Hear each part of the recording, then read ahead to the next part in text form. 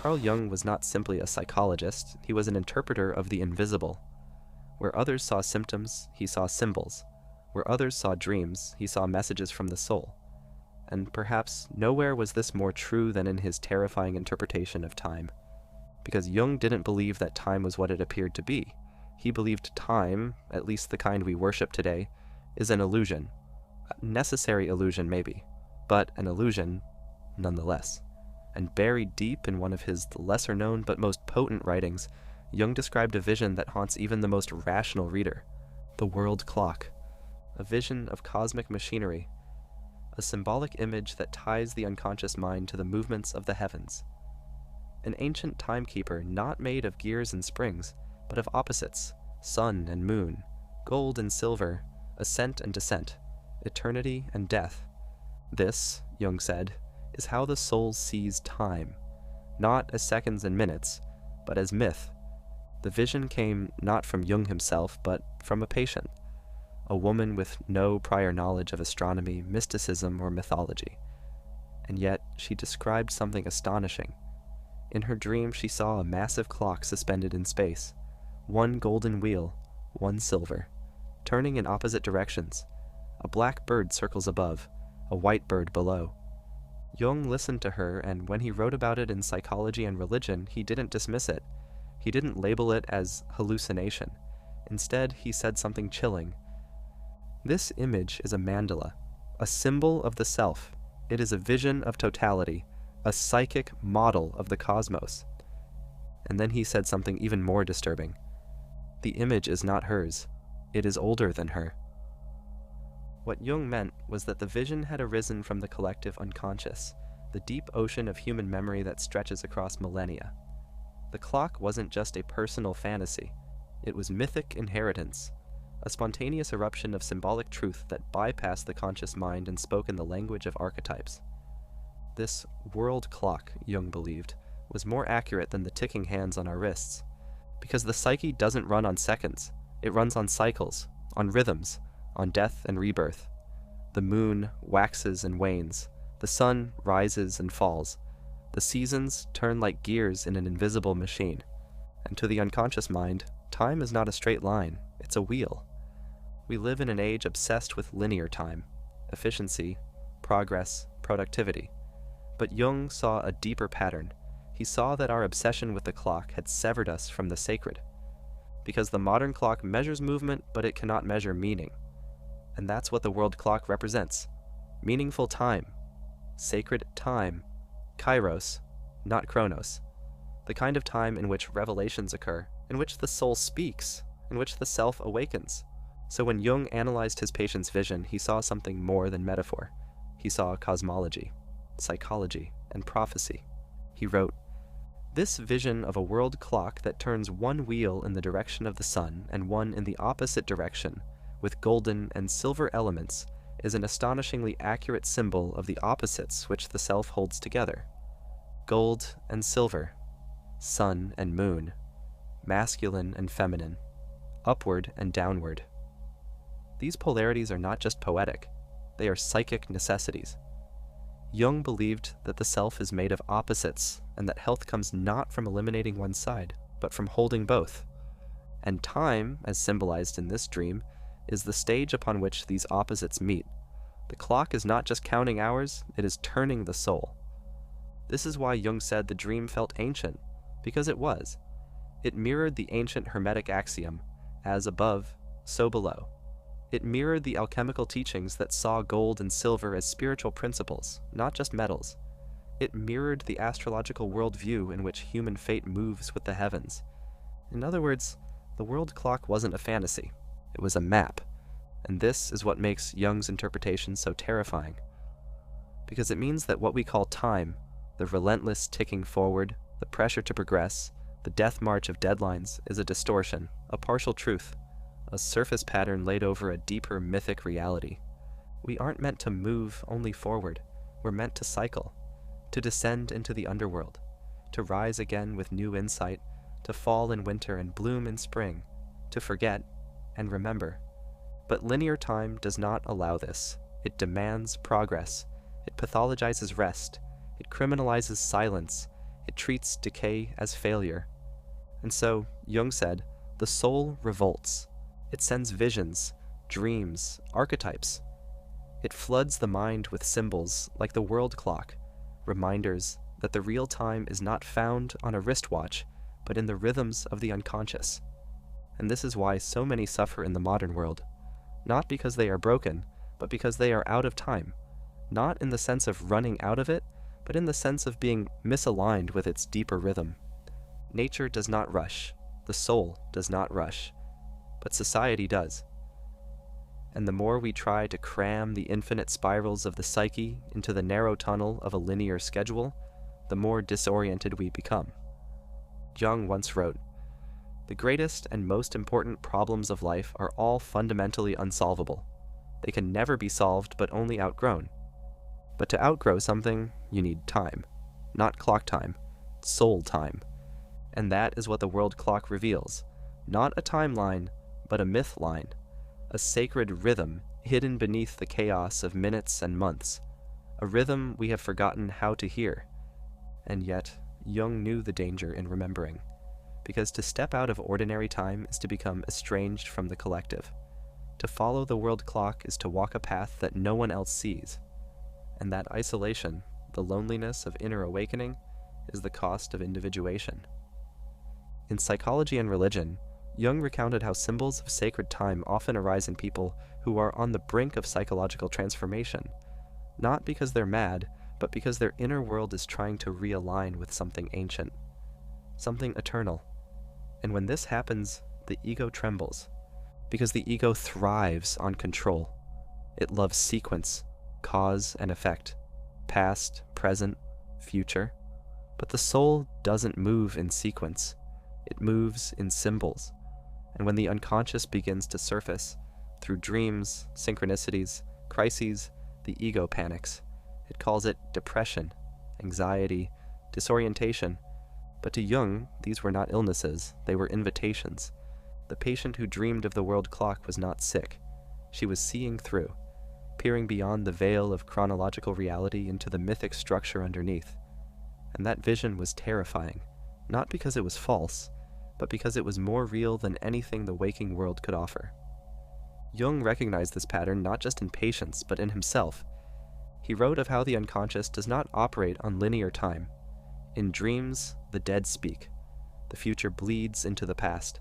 Symbols appear without warning, containing centuries of meaning in a single image. This is the language of eternity, not of the hour. And it is a language we have forgotten. We've replaced it with alarms, with schedules, with 9-to-5 jobs and 24-hour news cycles. We've buried mythic time under the machinery of modern life. And yet, it leaks through, in déjà vu, in prophetic dreams, in moments when time slows or stops entirely. Jung wrote, "We are so captivated by and entangled in our subjective consciousness that we have forgotten the age-old fact that God speaks chiefly through dreams and visions. But what is a dream, if not a journey outside of time? In the dream world, events don't unfold. They collide. Archetypes emerge in full form. The past becomes a character. The future, a symbol. It is in this non-linear space that the unconscious communicates. And to Jung, this was the true rhythm of the soul. The world clock is terrifying not because it's alien, but because it's familiar. Deep down, we know that we are more than this day, this moment, this news headline. We sense that something ancient is moving within us, following laws that no calendar can track. This is why so many mystical traditions have their own version of the world clock. The Mayan calendar, the Wheel of Dharma, the Zodiac, the Ouroboros. All are attempts to describe sacred time, cyclical, symbolic, eternal. But in the West, we replaced the wheel with the line. We traded the eternal return for endless progress. And in doing so, we cut ourselves off from the soul's deepest rhythm. Jung didn't just observe this, he lived it.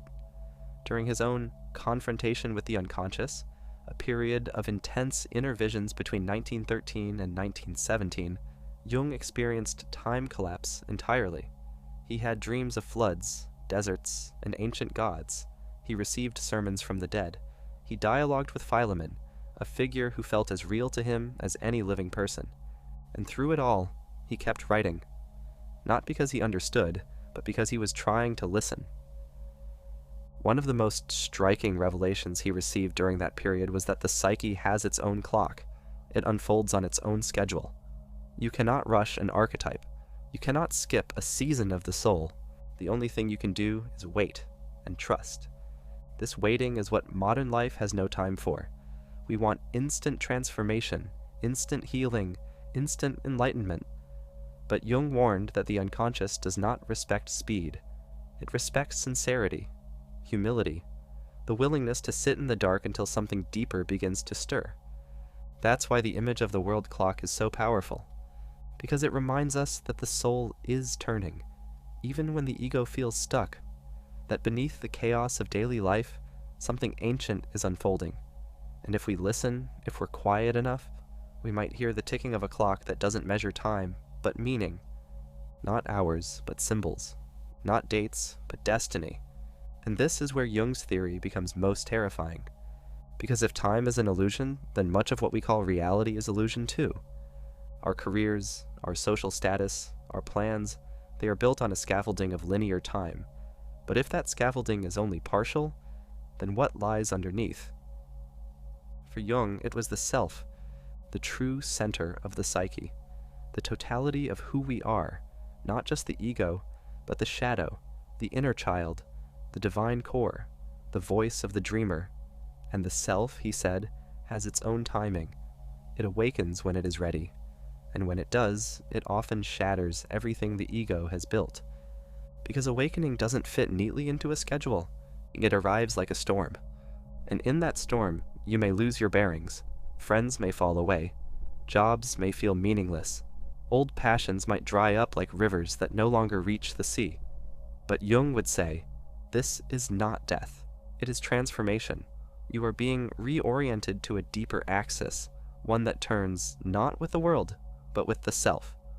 The world clock, in this sense, is not just symbolic of time.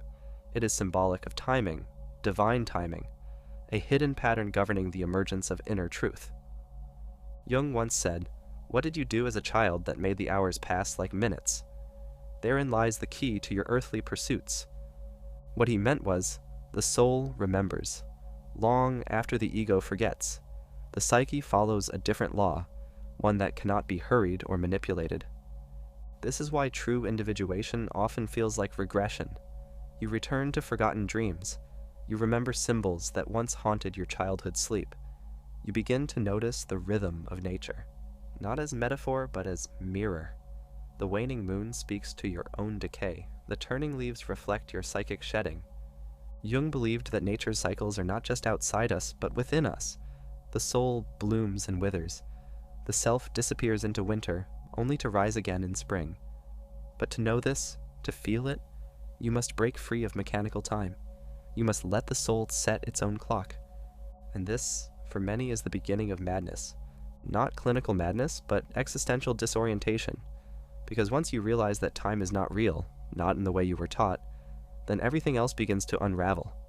The pressure to succeed by a certain age, the fear of being behind, the guilt of resting, the obsession with deadlines, all of it begins to look like a game played by people who forgot they were free. You begin to see that so much of our suffering comes not from life itself, but from our warped relationship with time. We rush things that need to simmer. We force things that need to grow. We fear aging because we've been taught that value is tied to youth. We dread stillness because we associate it with stagnation. But the world clock tells a different story. It tells you, rest is part of the rhythm. Silence is sacred. Destruction precedes rebirth. And nothing blooms all year long. This is the kind of truth that doesn't just inform you, it reforms you. It alters the entire structure of your psyche. Because once you internalize the rhythms of symbolic time, you start to treat yourself differently. You forgive your slowness, you trust your dry spells, you stop comparing your path to others because you realize your soul has its own orbit. And sometimes your winter is someone else's spring. But here is the terrifying part.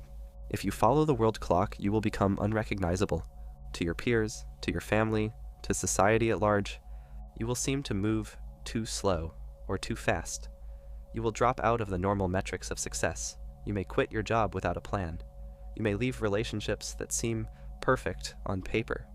You may spend days in solitude, listening for a signal no one else can hear, and people will worry because they can't hear it. But you can. You'll feel it in your bones.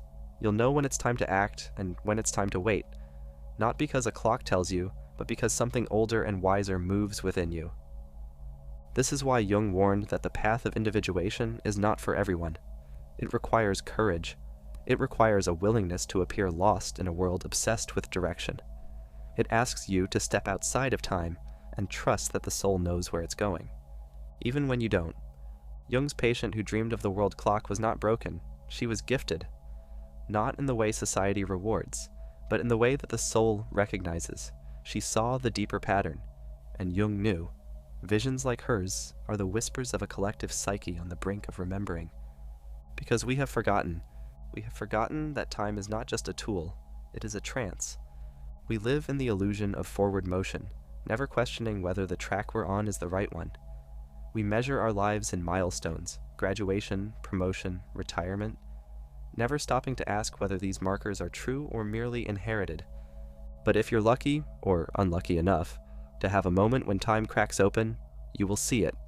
The world clock, not ticking forward, but turning, spiraling, breathing, and you will understand why Jung found it terrifying, because it means that your life is not yours to plan, it is yours to align.